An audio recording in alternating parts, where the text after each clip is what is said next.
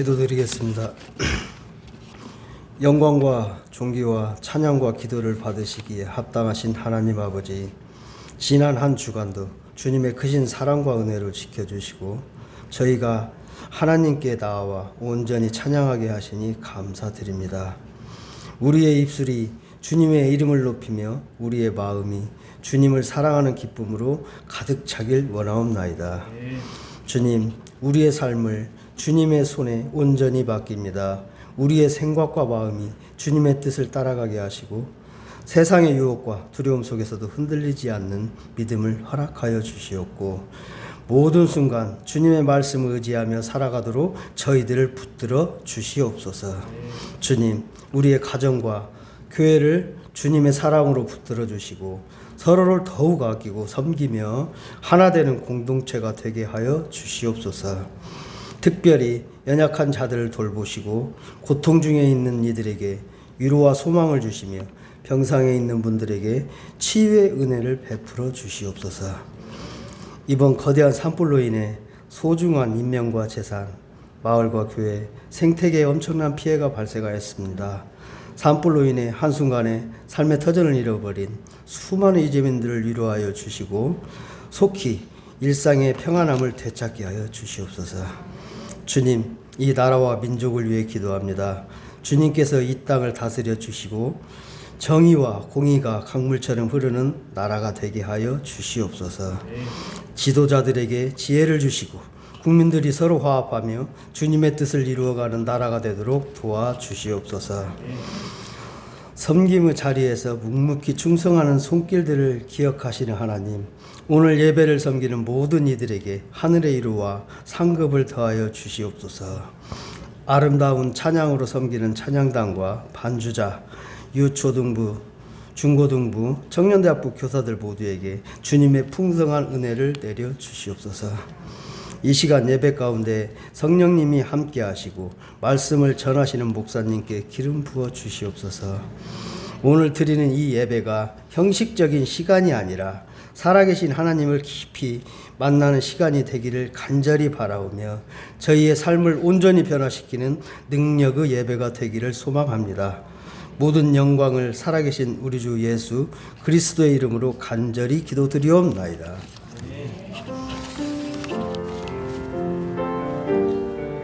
오늘 말씀을 좀 시작하겠습니다. 4월은 기독교적으로 되게 중요합니다. 고난주간과 부활주간이 있습니다. 고난주간은 실제로 캐톨릭에서는 중요하게 여기지만 기독교에서는 고난에 막 매이지는 않습니다. 기독교에서 중요한 것은 이 부활주일입니다.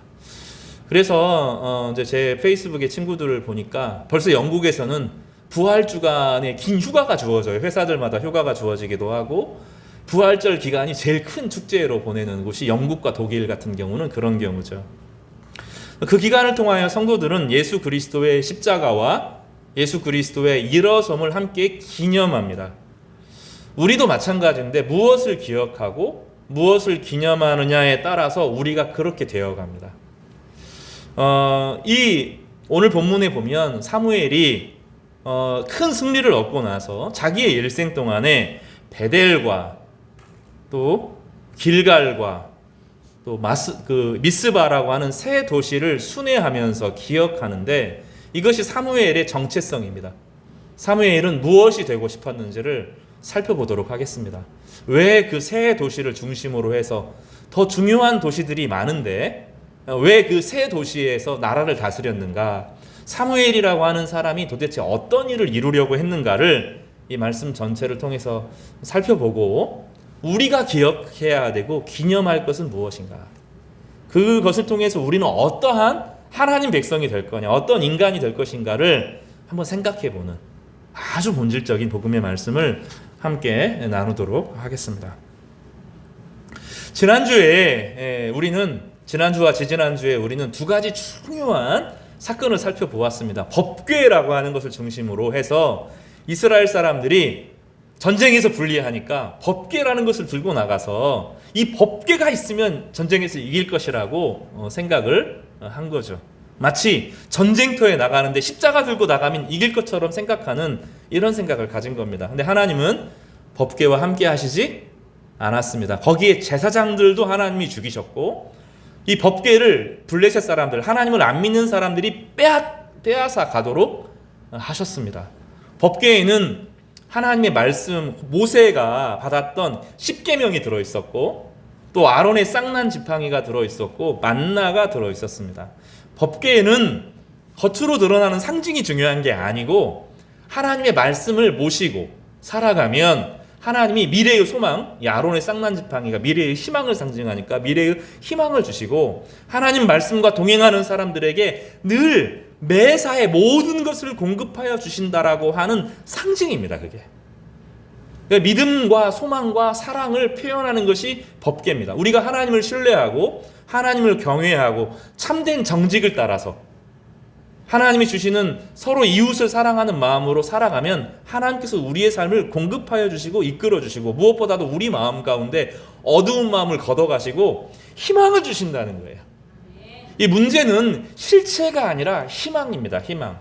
아니 똑같은 상황인데 어제하고 오늘이 뭐 다를 게 없는데 목요일과 금요일이 다를 게 없는데 잘 될 것이다 라는 기대 하나만 있으니까 사람이 확 살아나는 거죠. 사람은 현실이 문제가 드러나기 전에 희망이 있으면 삽니다. 이렇게 하면 되겠구나. 근데 희망이 내가 암시해서 생기는 게 아니에요. 중요한 것은 하나님이 우리 가운데 내가 너와 함께한다. 내가 너의 아버지가 된다. 내가 너를 창조한 목적이 있다라는 것이 확신이 들면 우리는 사라지는 거예요. 기쁨으로 이겨내게 되는 겁니다. 그러면서 미래가 보이고 이 어두운 것이 물러가게 되는 거죠. 그러면서 내 인생을 걸어갈 수 있는 하나님의 빛을 따라 살아갈 수 있는 것이 인생이거든요. 사람은 희망이 없으면 죽어요. 근데 하나님의 말씀을 붙들면 우리를 용서하시고 성령을 보내주신 하나님의 은혜 가운데 이 미래가 다시 앞으로 나아갈 수 있는 삶을 선물로 받게 되는 겁니다. 여러분, 그 불교라고 하는 종교는 나쁜 종교가 아니에요. 근데 불교는 요거는 나쁜 불교입니다. 불교도 불상을 앞에 두고 비나이다 우리 부처님 내 소원을 들어주십시오. 이거는 불교가 아닙니다. 그거는 타락한 불교입니다. 원래 불교는 소원을 들어주는 그런 게 아니라 세상의 모든 것은 고난이고 고통이라는 것을 가르쳐주는 게 불교예요. 그래서 태어나고 늙고 병들어 죽는 모든 인생은 고통이다. 우리가 고통을 받는 이유는 우리가 그동안 죽어서 우리가 태어나기 전에 욕심을 가지고 살았기 때문이다. 그렇지만 그동안 많은 욕심을 비워서 인간이 됐는데 인간이 된 존재는 마지막 자신의 욕심을 다 비우면 내가 더 이상 고통받지 않는 존재가 된다. 이게 불교의 가르침입니다. 그러니 인생을 대할 때 세상 사람들을 다 어떻게 봐요? 불쌍히 보죠. 저 사람도 고통이야. 세상에 성공한 사람도 저 사람도 저 인연을 악연을 끊지 못하면 또다시 영원한 윤회의 억겁 속에 살아가게 될 거야. 이거 불쌍해라. 요게 불교입니다. 근데 기독교는 그런 종교가 아니에요. 기독교는 그런 게 아닙니다. 기독교는 하나님이 우리를 사랑하는 거예요. 그런데 인간의 죄가 하나님의 사랑을 끊어냈고 인간끼리 살다 보니 욕심대로 살다가 저주받은 인생을 살아가는 거죠. 근데 하나님께서 우리를 용서하셔서 자신의 아들을 주시는 방식으로 용서하시고 그 아들을 믿는 자들마다 성령을 보내어 주셔서 다시 인생을 아름답게 살아갈 수 있도록 한다는 거죠. 그래서 삶을 고통으로 여기는 것이 아니라 삶을 선물로 받는 거죠. 그래서 영미권에 있는 이 개념에서 현재, 프레젠트라고 하는 현재라는 영어는 선물이란 뜻이에요. 그러니까 매 순간을 뭘로 받아요? 하나님이 우리를 창조하셨고 용서하셨고 오늘 우리에게 성령을 주셔서 오늘 우리의 인생을 복되게 하셔서 다른 사람에게 하나님이 받은 선물을 나누는 거죠. 여러분 옆에 있는 분들에게 그렇게 좀 인사해야 됩니다. 나는 당신의 선물입니다. 이렇게 한번 인사를 해보세요. 그렇게 받아들이는 거예요. 나는 당신의 선물입니다. 당신은 하나님이 나에게 주신 최고의 선물입니다. 이렇게도 한번 고백할까요? 이제는 당신은 하나님이 나에게 주신 최고의 선물입니다. 이렇게 고백하시기를 바랍니다. 그러니까 매 순간을 선물로 받는 거예요. 매 순간을. 이게 기독교 신앙의 힘이에요. 하나님이 우리를 이 땅에 선물로 보내셨어요. 예수 그리스도를 우리에게 선물로 주셨을 뿐만 아니라 우리에게 예수 그리스도와 성령을 선물로 주시고 그 성령을 가진 사람들로 하여금 이 세상에 선물이 되게 하는 인생을 살게 하셔요. 고난과 아픔과 괴로움이 있겠지만 그것을 승리하면서 우리로 하여금 복된 인생을 살아가게 하는 것입니다. 그래서 불교의 미소와 기독교의 미소는 달라요. 기독교의 자비와 불교의 자비는 달라요. 이 사무엘이라고 하는 사람은 하나님께서 자신을 택하셨다는 것을 알았고 자신의 기도를 들으시는 것을 알았어요. 이 법궤를 빼앗겼는데 하나님은 사무엘의 기도를 들으셔서 그로 하여금 이스라엘을 회복하게 하여 주셨습니다. 그는 심판 중에도 하나님께서 이스라엘 백성들에게 자비를 주시는 것을 보았어요. 어려움이 분명히 있었는데 법궤를 빼앗기고 나라가 망하는 것 같은 어려움이 있었는데 하나님은 이스라엘을 회복시켜 주셨고 사무엘을 통해서 서서히 모든 것이 제자리로 돌아가게 하여 주셨습니다. 그리고 오랫동안 사무엘과 함께 살았는데 하나님은 이스라엘이 그동안 빼앗겼던 에그론과 가드를 돌려주셨어요. 원래 에그론과 가드는 이스라엘이 거의 손대지 못했던 바닷가의 축복의 땅이었는데 그 땅을 하나님께서 사무엘의 통치 가운데 회복시켜 주셨던 것입니다.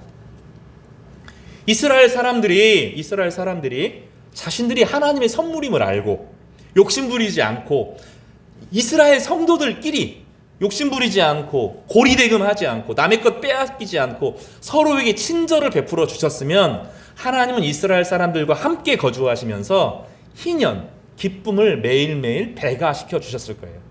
그런데 이스라엘 사람들이 하나님의 은혜와 축복을 받아들이지 못하니까 서로가 싸웠어요. 자기 동족끼리 더 빼앗으려고 내가 이것이 있어야 내 인생을 살 수 있다라고 하는 생각 가운데 형제와 형제끼리 돈을 빌려주고 비싼 이자를 받았어요. 노예로 삼았어요. 형제들을 나중에 보면 먼 외국으로 팔아서 돌아오지 못하게 만듭니다. 그러니 하나님께서 이스라엘 백성들에게 징계를 베풀어 주시는데 강제희년, 역희년이라고 불러요. 따라서 볼까요? 역희년. 원래 쉬어야 되는데 땅을 쉬게 하고 형제들을 쉬게 하고 돌려주어야 되는데 안 돌려주니까 어떻게 해요? 모든 것을 빼앗아서 불태워 없애서 그들이 그 땅을 누리지 못하도록, 농사짓지 못하도록, 그 땅에 돌아오지 못하도록, 거기서 저주를 받도록 하는 거죠. 그것이 법궤가 빼앗기신 결정적인 사건입니다. 그러니까 법궤가 빼앗긴 것은 그들의 단순의 죄만이 아니라 지난 50년 동안 이웃을 돌보지 않았고 형제를 돌보지 않았고 사랑으로 살지 않았고 이웃에게 선물이 되는 방식이 아니라 이웃에게 저주가 되는 욕심꾸러기로 욕망의 대상이 되었기 때문에 벌어진 일인 거예요. 그러면 제사장들은 그것을 막아서 사랑해야 된다. 하나님은 사랑이다. 하나님의 사랑 가운데 우리가 이웃을 돌봐야 된다는 것을 적극적으로 가르쳐야 되는데 그 사람들이 먼저 그 행동을 한 거죠. 그러니 하나님은 그들로 자격을 빼앗으셨고 파면하신 거예요. 제사장으로서 자격이 없다 파면하신 겁니다.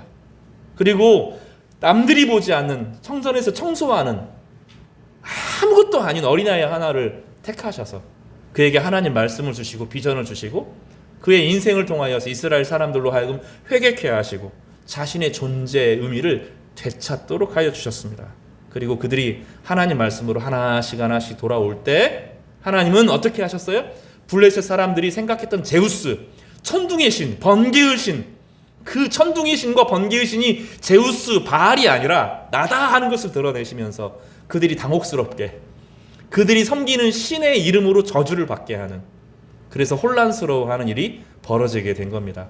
우상이라는 것은 그것입니다. 자기가 추구하고 자기가 쫓아가고 자기가 믿었던 그것이 자기를 배반해서 자기를 망치게 되는 일들이 벌어지게 되는 거죠.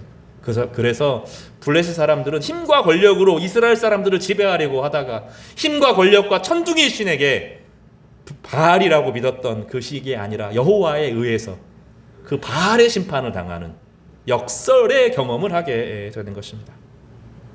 사랑하는 성도 여러분, 하나님만이 우리의 하나님이십니다. 그리고 그 하나님은 정의로우신 하나님이시고 공의로우신 하나님이고 하나님을 경외하는 자들로 하여금 성령을 선물로 주시고 성령을 선물로 받은 우리로 하여금 세상에 선물이 되게 하여 주시는 것입니다. 이 은혜를 함께 누리시는 우리 성도님 되시기를 주님의 이름으로 축복합니다. 여러분 누구라고요? 나는 하나님이 이 땅에 보내신 사랑의 선물이다. 이 마음을 가지고 한 주간을 믿음으로 사시는 우리 복된 성도들 되시기를 주님의 이름으로 축복합니다. 두 번째로 살펴볼 것은 사무엘의 의외의 행동입니다. 사무엘은 사람들의 존경을 받았고 그 큰 어려움에서부터, 그 큰 전쟁에서부터 이스라엘을 구원하는 구원자가 됐어요. 구약의 이전에 어떤 일이 있었습니까? 많은 사사들이 존재했어요. 왕의 역할을 했던 사람들이 존재했습니다. 기드온과 같은 사람도 있었고, 기드온의 아들의 악한 아들 같은 사람도 있었고, 입다 같은 사람도 있었고, 왕처럼 군림하는 사람도 있었습니다. 근데 사무엘은 그런 거 하지 않았습니다. 그런 거 하지 않고 새 도시를 돌아가면서 거기서 하나님 말씀을 가르치는 사역을 했습니다. 여기 보면 7장에 보십시오. 이게 대단히 중요한 본문인데 7장 16절을 한번 같이 읽어보겠습니다. 7장 16절입니다. 시작. 해마다 베델과 길갈과 미스바로 순회하여 그 모든 곳에서 이스라엘을 다스렸고 라고 말합니다. 이 미스바에서 베델과 길갈이 멀지가 않습니다. 긴 거리는 아닌데 이스라엘 전체를 힘있게 다스리려고 하면 순회하는 도시를 크게 돌아야 돼요. 그리고 중앙을 아주 강하게 만들어서 그 작은 도시들이 자기를 집중하도록 만들어야 강한 나라가 됩니다. 근데 사무엘은 그런 행동을 하지 않고 멀지 않은, 그러나 역사에서 가장 이스라엘의 역사에서 잊어서는 안 되는 새 마을을 돌아다녀요. 첫 번째는 베델이고, 두 번째는 길갈이고, 세 번째로는 미스바입니다. 그러면 이 세 마을에게 그냥 우연한 특징이 있을까? 아닙니다. 중요한 특징들이, 공통적인 특징이 있습니다. 첫 특징이 뭐냐면 처음이라는 뜻이에요. 처음. 따라서 해볼까요? 처음. 첫 번째 베델이라고 하는 곳을 돌아보면 사무엘이 살기 전에 500년 전에 있었던 일입니다. 사무엘이 살기 전에 500년 전에 야곱이라고 하는 사람이 있어요. 이스라엘의 중요한, 이스라엘의 선조가 되는 야곱이라는 사람이 있었습니다. 이 야곱이라고 하는 사람은 사무엘의 조상이 되는 사람이기도 해요. 500년 전에 어떤 일이 있었냐면 야곱이라는 사람이 하나님의 가정에서 자라긴 했는데 하나님 앞에 기도한 적이 한 번도 없어요. 그러다가 어떤 계기를 통해서 삶이 너무 어렵고 척박해지고 외로워지고 아무것도 의지할 수 없는 상황에 밑바닥까지 인생에 떨어졌을 때 하나님이 그에게 계시와 환상을 보여주십니다. 천사들이 오르락 내리락 하는 환상을 보여줘요. 본문에 보면 야곱이라는 사람이 등장하는데 야곱이 부엘세바에서 떠나 하란으로 향하는 긴 여정을 갖게 됩니다. 그때 형을 속이고 아버지를 속이고 쫓겨나다시피 아무것도 갖지 못하고 하란이라고 하는 곳으로 도망가고 있는 중이었어요. 한 곳에 이르러 해가 졌습니다. 거기 잠을 자려고 하고 한 돌을 가져다가 돌베개를 베고 잡니다. 낮 동안에 돌이 따뜻해지게 데워지죠. 그러면 거기에 이제 옷을 하나 덮고 자면 밤새 따뜻해지게 되는 거죠. 이제 그런 방식을 쓰는 거죠. 거기서 자는데 꿈을 꿉니다. 사닥다리가 땅 위에 있는데 그 꼭대기가 하늘에 닿았고 하나님의 천사들이 오르락 내리락 하는 거죠. 그리고 하나님께서 거기서 내가 너와 함께한다라고 하는 계시의 말씀을 들려주어요. 그런 야곱이라고 하는 사람이 거기에서 깨어서 뭐라고 말하냐면 17절에 이렇게 말해요. 이에 두려워하여 이르되 두렵도다 이곳이여 이것은 다름이 아닌 하나님의 집이요 이는 하늘의 문이로다. 창세기에 그런 얘기가 나옵니다.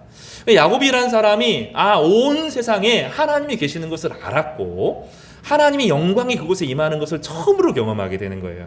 이때부터 야곱이 예배하는 자가 됩니다. 첫 예배를 거기서 드리죠. 그리고 뭐라고 말하냐면 인생이 어렵고 힘들고 아프고 괴롭고 슬프겠지만 하나님이 모든 삶에 나와 함께 하셔서 다시 이곳으로 돌아오게 하면 내 인생을 하나님께 드리고 나의 인생이 정말로 하나님만 경배하는 사람으로 살겠습니다. 이 고백을 야곱이 합니다.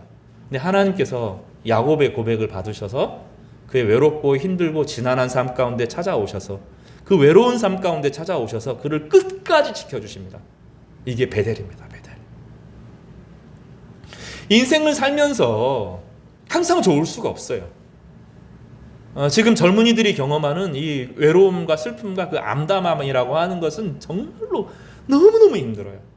그러니까 어른들은 이해를 못하는데 미래가 될까? 내 인생을 이렇게 살아서 될까 하는 뭔가 자신감이 있으면 이렇게 살아볼 것 같으면 해보면 되는데 그게 안 보여요. 그러면 무너지거든요, 사람이. 근데 야곱이 그랬어요, 야곱이. 그러니 이제 야곱이 같은 사람이 이제 그런 사람인데 어느 날 어떤 선교사를 우리식으로 말하면 선교사님 만나든지 또 교회에 온다든지 또 누군가를 만나는데 하나님 말씀을 그 사람을 통해서 또 그의 인격을 통해서 간접적으로 배우는 거죠. 그리고 하나님 말씀을 읽는데 말씀이 다가오기 시작해요. 그러면 소망이 있는 거죠. 왜냐하면 하나님 말씀이 성령과 함께 하나님 자신이 그를 붙들어 가기 때문입니다. 야곱은 그 말 딱 붙들었는데 그의 인생을 하나님께서 복으로 삼으셔서 그의 삶 전체를 통해 하나님께 영광이 되고 이스라엘이라고 하는 나라를 이루게 하는 축복을 허락하신 것이죠. 그곳이 야곱이 첫 신앙생활을 했던 바로 그 장소입니다. 길갈이라고 하는 것은 그 이후로 한 300년의 시간이 지나고 이제 여호수아라는 사람이 모세의 지도권을 받아서 모세의 시종으로 살다가 지도자가 되어서 이스라엘 백성들을 광야 생활을 하던 이스라엘 백성들을 이끌고 요단강을 건넜어요. 근데 그 요단강을 건너는 과정이 물이 막 넘칠 때였는데 하나님이 기적적으로 그때는 믿음을 가지고 법궤를 가지고 제사장들이 움직였을 때 물이 멈춰지면서 마른 땅을 건너게 되는 기적을 경험한 적이 있습니다. 여호수아가 그 전에 존재해요. 신명기에도 존재하고 출애굽기에도 여호수아가 등장하지만 이건 모세의 시종으로 존재하는 것이지 자신의 신앙생활의 첫걸음은 이 길갈입니다. 하나님이 나와도 함께 하시는구나. 믿음으로 도전하면 하나님이 나와 함께 하시는구나. 이걸 경험을 해요. 그래서 하나님이 뭐라고 말하냐면 요단강에서 바닥에 있는 돌 12개를 끄집어내어서 길갈에 12개의 돌을 세우고 진실로 하나님을 경외하고 하나님께 붙들림 받는 사람에게 하나님이 함께 한다라고 하는 증표를 보여주셔요.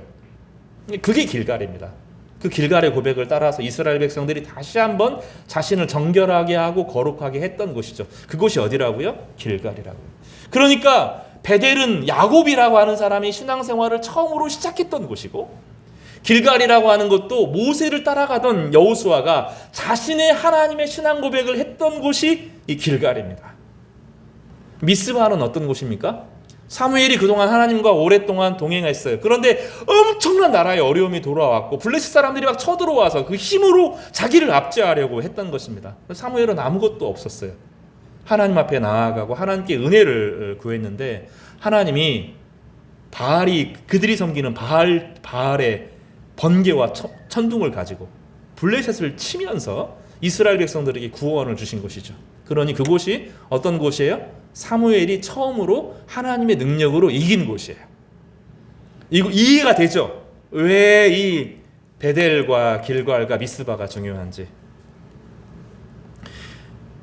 사무엘이 처음으로 내 인생의 머릿속으로만 있던 하나님이 아니라 실제로 내 인생의 말씀과 동행하면 내 인생 가운데 빛을 주시고 내 인생의 능력을 허락하여 주시는구나 하는 것을 가슴 깊이 절감했던 곳이 바로 미스바였던 것입니다. 그러니 사무엘은 그 기억들을 잊고 싶지 않았어요. 그래서 자기가 일생 동안 살면서 힘과 권력을 추구하는 것이 아니라 하나님의 은혜, 하나님을 향한 온전한 예배를 향하여 나아가고 그 말씀을 가르치는 것에 자신의 온 인생을 다했어요. 그래서 욕심 부리지 않고 멀리 전 세계를 막 통일하고 이런 거 다 내려놓고 사람에게 인정받고 이런 거 다 내려놓고 야곱에게 가서 베델에 예전에 자기보다 500년 전에 있었던 야곱이 하나님을 만났던 바로 그 베델에 가서 하나님 오늘 나의 하나님이 되어주십시오 하고 예배하는 거예요. 또 길갈에 가서 하나님 앞에 예배하는 거예요. 다시 미스바로 돌아와서 하나님께 예배합니다. 나는 우리의 민족은 여기서 시작되었다. 이거죠. 야곱이 이스라엘 민족의 조상이잖아요. 그리고 가나안 땅을 이끌어낸 여호수아가 없으면 자기도 없잖아요. 그러니까 나는 하나님께 속했다. 나는 하나님께 속했고 나의 모든 인생을 하나님이 이끌어 가시고 나의 모든 시작을 하나님께서 만드신다. 이 고백을 하는 거죠. 그리고 이스라엘로 하여금 그렇게 되도록 가장 첫 번째 것을 기억하도록 하시는 것입니다. 우리도 마찬가지입니다. 우리가 이 땅에 태어난 것처럼 그냥 우리 힘으로 태어난 게 아니잖아요.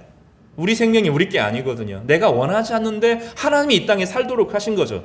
이 땅을 살아가면서 삶이 너무 고통스러우니까 삶은 고통인가 봐. 고통에서 벗어나려면 욕심을 다 버려야 돼.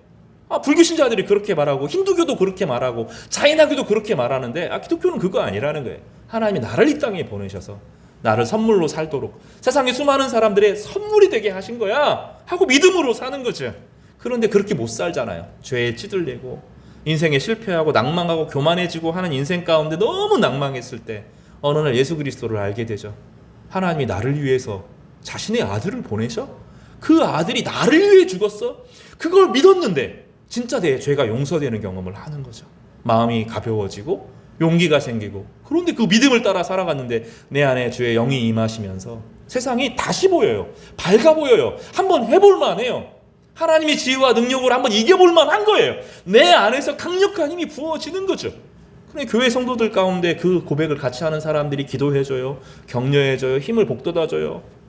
그러면서 우리의 마음 가운데 어느 날 그렇게 어두웠고 차갑고 외롭고 슬펐던 마음이 따뜻해지는 온기가 들어오기 시작해요. 신앙이 부드러워져요. 자신감이 생겨요. 용기가 생기고 웃어져요. 웃음이 생겨요. 제가 처음 교회 올 때 제가 무서웠다 그러더라고요. 근데 자꾸 신앙생활 하면서 성도들 만나면서 성도들 안에 조금씩 웃음이 생겨나요. 괜찮아요. 죄가 좀 있었는데 그 죄를 막 눌렸었는데, 실패로 눌렸었는데 하나님이 용서하시고 다시 힘을 주시고 새롭게 만드시는 경험을 하는 거죠. 이것이 처음 경험이잖아요. 사무엘은 이것을 잃어버리고 싶지 않았어요. 그래서 이스라엘 백성들로 하여금 우리가 잘해서 잘한 게 아니야. 하나님이 함께 하셔서 구원하신 거야. 하나님이 함께 하셔서 구원하시고 구원하신 것이 목적이 아니라 우리로 하여금 다른 사람의 선물이 되게 하시는 그 아름다운 계획이 우리 가운데 펼쳐져 있어 하는 것을 사람들에게 보여주고, 끝까지 그 마음을 가지고 일생 동안 욕심 부리지 않고 그 믿음 고백 가운데 인생을 살아갔던 것입니다. 사무엘은 이것을 기념하면서 기억하면서 자신의 인생을 살아갑니다. 우리도 마찬가지죠. 저는 십자가를 늘 기억하려고 애써요.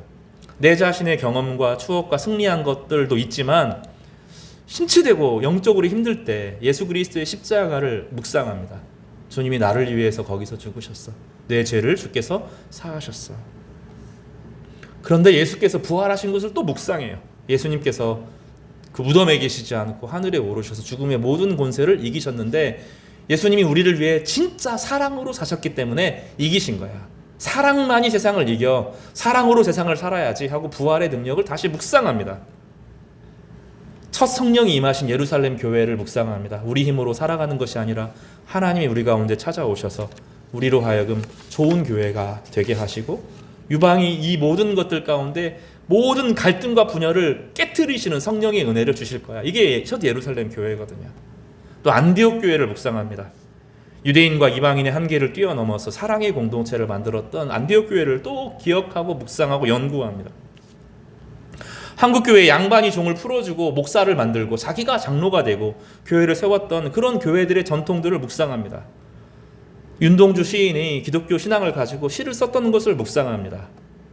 최근에 문영배 헌법재판관이 청문회 하는 이야기를 잠깐 봤는데, 대법관으로 그렇게 오랜 인생을 살았고 수많은 기회가 있었고 수많은 정보를 아는 사람일 텐데 재산이 너무 적은 거예요. 그래서 왜 청문회 위원이 왜 재산이 이렇게 적습니까? 라고 물어보니까 자기는 약속을 했다는 거죠.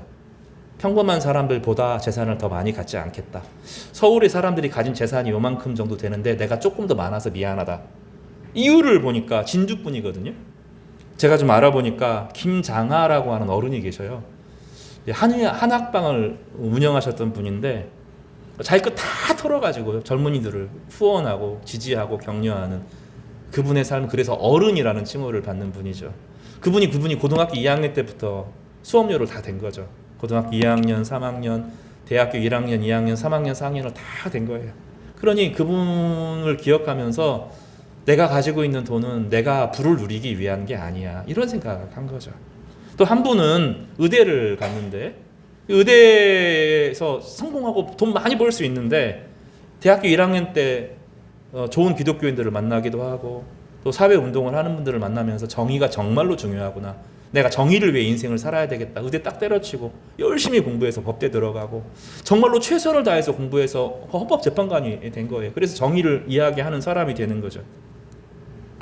또 서석평 선교사님 기억해요. 미국에서 건너와서 그 꽃다운 나이에 한국에 20대 초반에 들어와서 성공이 아니라 섬김이다. 복음이라고 하는 것은 내가 성공하는 것이 아니라 예수 그리스도를 따라 섬기는 것이 복음이다. 이렇게 한 거죠. 옥하는 목사님 같은 제자도, 또 저기 강원도 태백에서 평생을 기도의 삶을 살았던 대천덕 신부님, 목사님입니다. 이분은 또 제가 존경하는 김북경이라고 하는 이름을 가진 순수한, 너무 어린애 같지만 지성으로 영성으로 너무 탁월하지만 사람을 대할 때는 서스름 없이 어른으로 대했던 김북경 목사님 같은 분, 이런 모든 사람들이 우리의 지표가 되어져요. 무엇을 내가 머릿속에 두고 있느냐, 어떤 것을 기념하느냐가 내 인생을 만들어가요. 머릿속에 돈만 집어넣으면 사람은 타락하게 되고 그 돈이 우리를 망치게 될 겁니다. 힘을 추구하면 그 힘이 우리를 배신할 겁니다. 우상은 우리를 배신할 것입니다. 그러나 예수 그리스도의 십자가의 사랑은 우리를 사랑으로 만들고 섬김의 사랑으로 만들어서 기어이 우리로 하여금 세상의 선분이 되는 사람으로 만들어가는 거죠.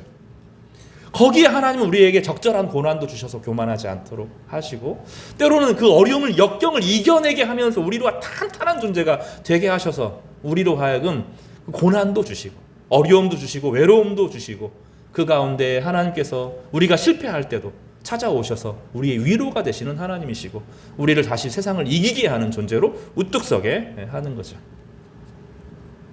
사랑하는 성도 여러분, 여러분 무엇을 기억하고 기념하고 기대하고 사셨습니다. 여러분은 궁극적으로 어떠한 사람이 되고 싶습니까? 본문은 우리에게 진지하게 물어보고, 사무엘은 힘과 권력과 지혜와 능력을 다 가지는 높은 사람으로 존경을 받을 수 있음에도 불구하고 그거 다 내려놓고 정말로 낮은 사람으로 세상을 섬기며 사울을 섬기고 다윗을 섬기고 사람들을 섬기고 하나님을 섬기는 겸손의 모델로 끝까지 자기의 일생 동안 하나님의 음성을 듣고 하나님의 음성을 나누는 사람으로 살았던 거예요. 그래서 이 짧은 본문이, 16절 한 본문이 저를 뭉클하게 만들었어요. 나는 누가 되고 싶은가? 나의 인생 전체를 통해서 어떻게 하나님께 영광이 되고 어떻게 다른 사람들에게 선물이 될 수 있을까? 하나님은 기어이 우리를 그렇게 만들고 싶어 하실 텐데, 하나님 정말로 내 안에 성령을 부어주셔서 그런 사람이 되게 하여 주십시오라고 간절히 사모하게 되었습니다. 고린도전서 11장 25절과 26절에 이렇게 말합니다. 예수 그리스도의 십자가를 기념하면서 식후에 또한 그와 같이 잔을 가지시고 이르시되, 이 잔은 내 피로 세운 새 언약이니 이것을 행하여 마실 때마다 나를 기념하라 하셨으니. 우리가 기념할 것은 이 베델과 또 길갈과 미스바와 더불어서 우리가 참되게 기억하고 기념해야 될 것은 예수님께서 자기 몸과 자기 피를 흘려서 우리에게 주시면서 우리로 하여금 예수 그리스도 안에 살아서 우리를 용서하신 하나님의 사랑 가운데 다시 성령으로 일어나기를 원하는 거죠. 예수 그리스도의 십자가와 죽으심과 그 용서를 우리 마음 가운데 받아들이는 사람은 사무엘보다 더 훌륭한 인생을 살 거라고 저는 믿어요. 우리 안에 예수님의 사랑이 흘러가기 때문입니다. 그래서 우리 마음속에, 우리 삶 가운데 그리스도의 피가 흐르기를 바랍니다. 그리스도의 용서와 그 안에 담겨있는 뜨거운 하나님의 사랑이 우리 가운데 부어지기를 바랍니다. 오늘 사무엘이 최초의 승리들을 기억하면서 하나님의 은혜를 붙들었던 것처럼 우리도 우리를 사랑하신 하나님의 은혜를 붙들고 온 세상 가운데 하나님의 평화를 전하는 귀한 성도들 되시기를 주님의 이름으로 축복합니다.